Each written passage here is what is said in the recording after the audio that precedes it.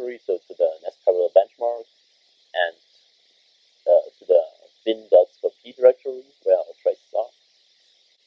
And within that directory, after you have loaded the tooltip and after you have loaded the scope module, all you still have to do is to run Vampir and use the traces.otf2 file within your trace directory as an input. And that should start the Vampir user interface. Yeah, we can just restart the view. Oh, I see. Right, so if you start Vampir without any trace on the command line, we'll just ask if you agree to ask to select a local trace. Okay, so once you've opened that, you will see like the standard display. So we have the main timeline here on the left, and Brian is running increase the font size. I think it's already at 12, so it's already pretty applicable. So we have the main timeline display here on the left side. We have one of the summary charts here with context view, which gives us a context of what we have clicked on, a function legend, and a toolbar on top. So pretty standard. Okay, so if you would have started it without any OTF2 input, it would ask you if you want to open any of the recent files or select any OTF2 trace or OTF1 trace from your local machine. Or if you would have Vampir server, you could also ask it to open it on a remote system. As I said, there's a master timeline, a couple of different displays. I'm going to go into detail into those. And there's what's called a navigation toolbar, which always gives you a total temporal overview over your program, in contrast to the other displays, which can be zoomed into and selected only a portion of the processes or a certain time slice. The main timeline display gives you detailed information about functions, the communication, synchronization events for all your processes, threads, and accelerators. So we see all the different events, and it's going to be more clear if we zoom into those, colored differently according to this function legend down here. So for example, MPI events will be dark red in that case. OpenMP events will be anything from brown, green, bluish, another color shade of brown, and normal application or user code will also be some kind of greenish color here. So Vampir tries to come up with full of colors for different paradigms, so for OTF2, or for different parts of OTF2, like synchronization or parallel loop. But you can also change all of these colors. You could also change it to whatever other color you would like if those don't appeal to you, or if you would like to be them more different, or if we come to separate functions, we could also select one function and give it a special color, but we don't need to do that right now. Here on top, for example, we have what's called timeline, of course. So we see our program started at 0 seconds, obviously, and it ran about 30 seconds. Exactly, it ran 30 seconds and 533 milliseconds. And here we see the total information for all processes. And if you click on, which is like the first symbol here, so we could also have a second instance of that display if you want to. If you click on the second display here, on the second icon here, it will open what's called the process timeline. I just press harder. So it will open a second display, and you could also close them all here with this small X button. You could detach them from this like window with the arrow button, or you could also if you want to make it full screen or go somewhere else, have a deeper look into that, and we could reattach it using the arrow button again. And we can also like change sizes, of course, or move displays around however we would like it to be. And what we see in this process timeline, for a certain selected what's called location in the Vampir terminology, so a location could either be a process thread, accelerator thread, or whatever, we see the full call stack here.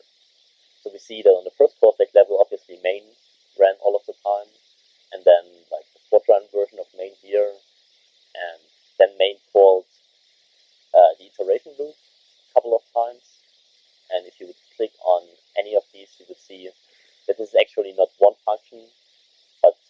different instances of iteration. And whenever you click on anything here, you see it appearing in the context view. So you see when did this function instance started, when did it end, what's the duration, on which location is it. So this one is on master thread 0, for example. It's a function. To which group does it belong, and so forth. And then we see that the call stack goes further down until we go into OpenMP at some point. And we have the OpenMP parallel here. And within the parallel, or the do's, the OpenMP do loops. And within the loops, there are certain inputs. Since these synchronization functions, for example, are very small, we might want to look into one of any of those in more detail by zooming in. And zooming in can be done with the mouse wheel, but you could also select a certain time frame just by left clicking and dragging your mouse. And you would go in further, it tells you, so the time changes, it tells you which time you have zoomed into. And now we see the more detail of each iteration, for example. Yes, you can also zoom vertically. I don't think you can do that here, but you definitely can do that here, which might make sense or not. So if you have more processes here that fit in your display, like right now, what you can do is you can right click here, you can go to adjust process bar height, and you could do fit chart height. And then it will collapse all of those that you have into whatever the size of this display is. However, since we have less pixels, you might have fewer pixels than processes. If you have to deal with a real big number of processes and threads, not all of them might be visible, and that's one of the anti-aliasing issues. That's what I meant in the beginning. The visualization of a very big program is a big challenge by itself, and the whole discipline by itself. And we can revert any of those actions by, for example, right-clicking in the display again, and could adjust the process bar height, the text height again, and we could also, if you right-click once more, you could also reset the horizontal, so the time zoom, or the vertical zoom, which is the spatial zooming. Yeah, with this particular trace, you can see there seem to be like two phases, which are pretty typical for HPC programs. There seems to be an initialization phase in the beginning, which is mainly the MPI init here, and there seems to be a computation phase. So we can have a look at how balanced the MPI init is. It seems to be fairly balanced, but unfortunately, as with every MPI program, it takes also a fairly large amount of time. But you could also see at which point our computation phase has started.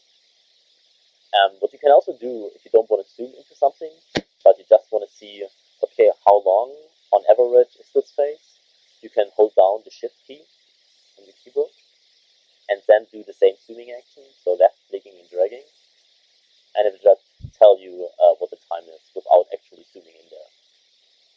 So if you just want to have an average idea of how long this MPI init phase is with a couple of different functions left and right, you might want to do that. Another, for my very intuitive, is you can also revert all the zooming and going into actions by just using Control-Z, like in your office environment or something. So if you zoomed into something, just you want to go out again, just use Control-Z, and still undo that action and go back one step in time. I think you can do Control-Y to redo that action. So now, could you go try edit? Maybe it's different. Or Control-Shift that here.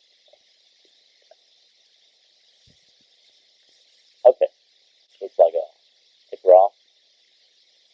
You can open that. And in the beginning, it says it cannot be displayed because no performance event data has been selected. It doesn't contain any performance event data, but we would want to display something anyway, so just right-click into that display, and we can select the metric we want to display here. A metric is anything from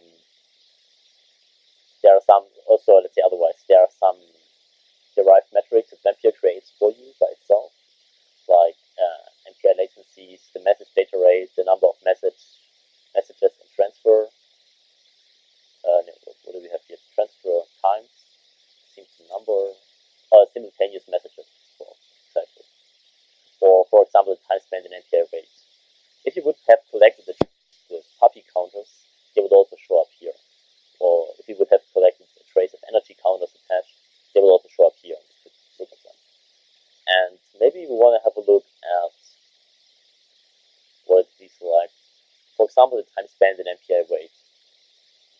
And once we click at that, it tells us to select a measuring point. So maybe we want to have a look at what's this metric for our master thread 0 in the beginning. So we just leave that selection and click OK. And it tells you that this metric has a couple of peaks over time. And I think we should zoom out totally. Yeah, exactly.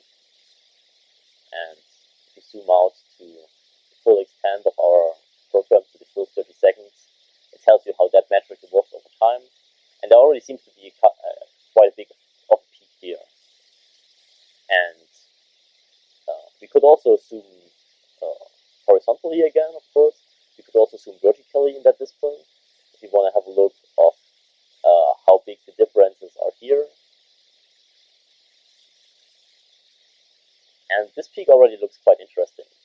However, if you go to reset that, and if you go to select metric again, you might also want to have a look at how does it evolve, or how does this metric behave on any other thread, or possibly how does it behave as a summary over all measuring points, over all processes and threads. And to do that, you can click on that checkbox here, and select any number of threads or processes. But you could also select all of them by clicking on the topmost icon. Once you have done that, you can try OK again. And now it summarizes over all the processes and threads, and we see that this peak becomes even more significant, let's say. So maybe we want to have a look of what is happening here. So let's just zoom in there.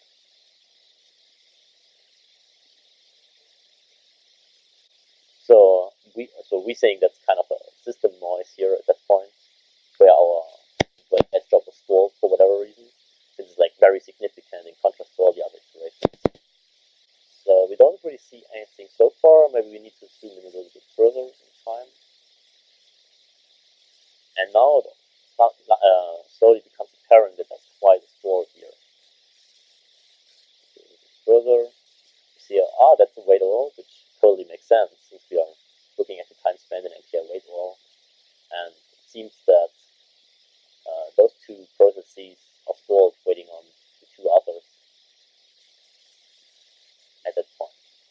So what we see here is for one thing, the MPI function call, which Brian has selected here, so it's this red box.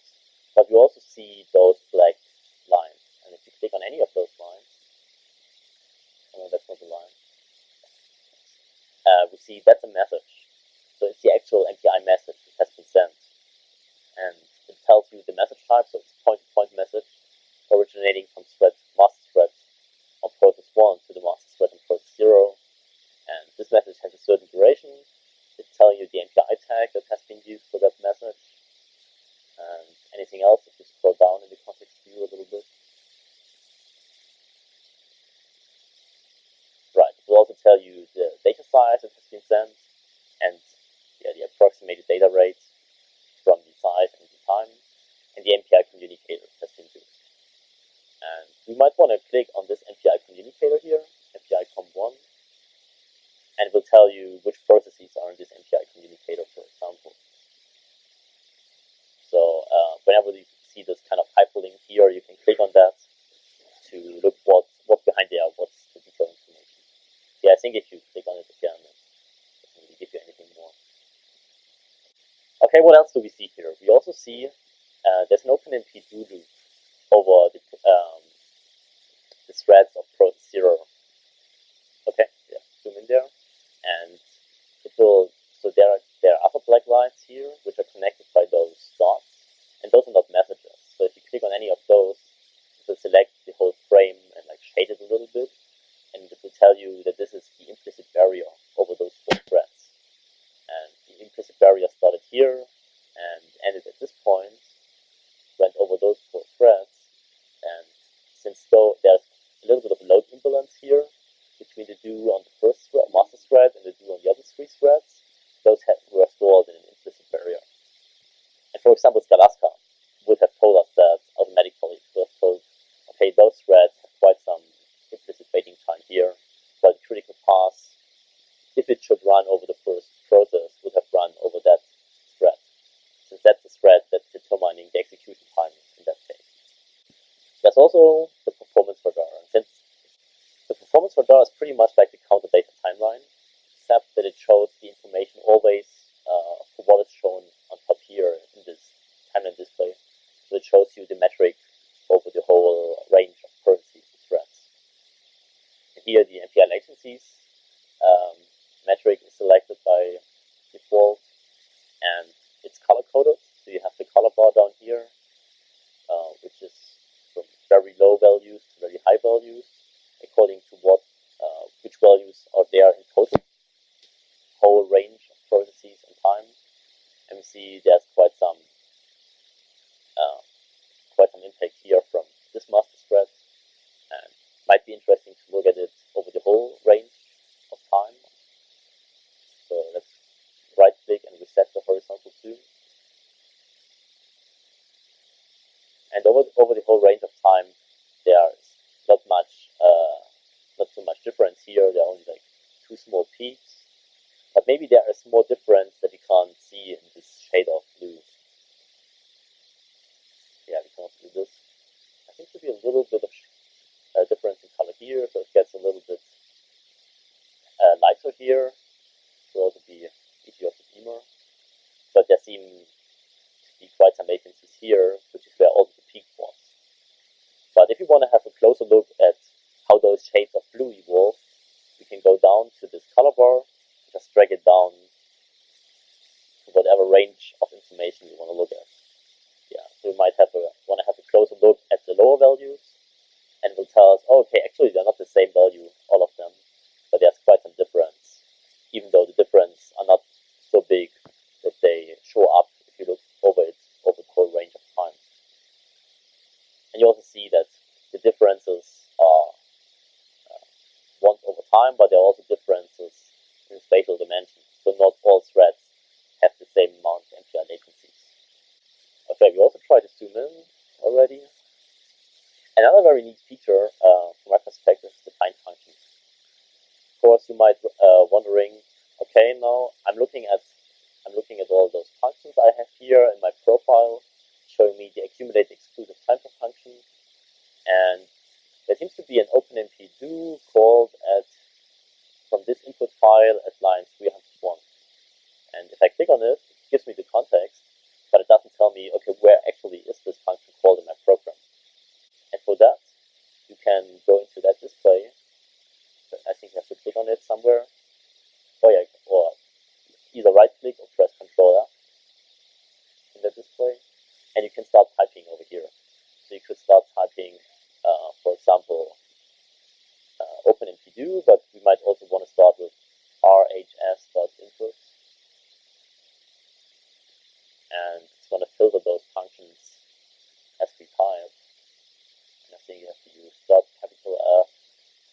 :301. Okay, and now we got it. And if you click on this,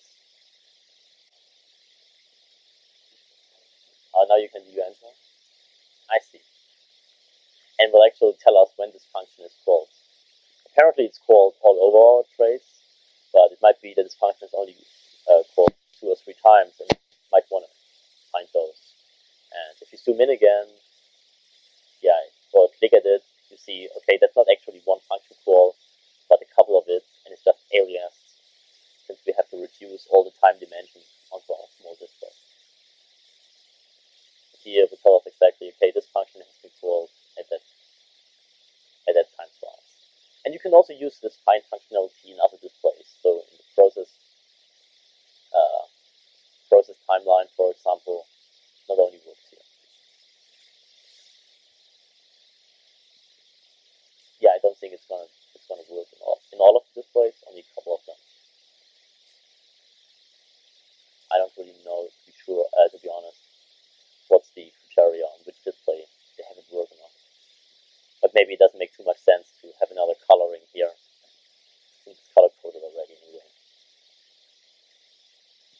Clicking works for all kinds of collectives. So the OpenMP barrier is a collective from the OpenMP perspective, but if you have an MPI barrier,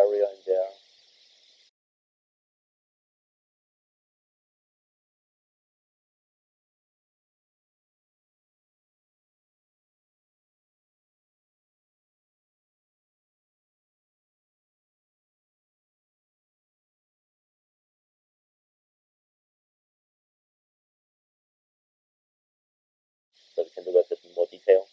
Okay, and what this one is doing is, according to the metric that has been collected, in that case accumulated exclusive time per function, it tries to aggregate or accumulate the processes and try to find out, okay, which of these locations, so which of these processes and threads behave similar to a process or thread according to the selected metric. So, for example, and it's a little bit like Scalaska. So this time frame, for example, determines what is shown here. Good. We set that. It's also going to be updated altogether. So we see that for most of the processes, there seems to be quite some similar amount of do loops, but then they differ on the amount of synchronization needed. For example, OpenMP synchronization. And apparently, Vampir thinks there are a group of 8 processes and threads that behave quite the same, and another group of 6 processes and threads, and so forth. So it's also a good idea to get an overview over what amount of metric, in that case function runtime, is in that process or in that one. Yeah, that's the best color I could have thought of. But it definitely tells us more than if we have orange for all of them, I agree. Yeah, it's nice mechanic. Sometimes it's really interesting which colors Vampir seems to pick for you. They seem to change it with every new version of the program. It's always very interesting. Yeah, and we can color, for example, each function on its own if you want to differentiate even different functions from the group, for example.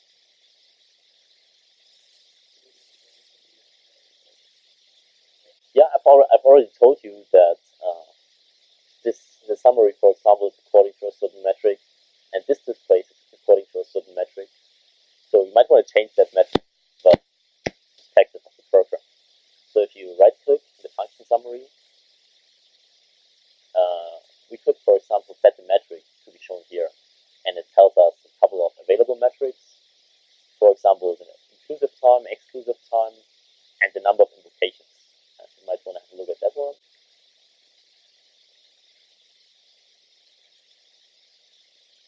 Or like, yeah, could also clustering for a number of clusters. So I think by default it's automatic, so it tells you automatically reclusters according to the size of the system. Okay, so over on top here in the function summary, we have changed from exclusive execution time per function to the number of invocations, to the number of function calls for each function. And since all of the iterations and all of the processes behave the same and call the same amount of parallel loops, for example, we also have the same amount of function calls here over time and space. And yeah, we can scroll further down, for example, if you want to see any of those that have fewer function calls.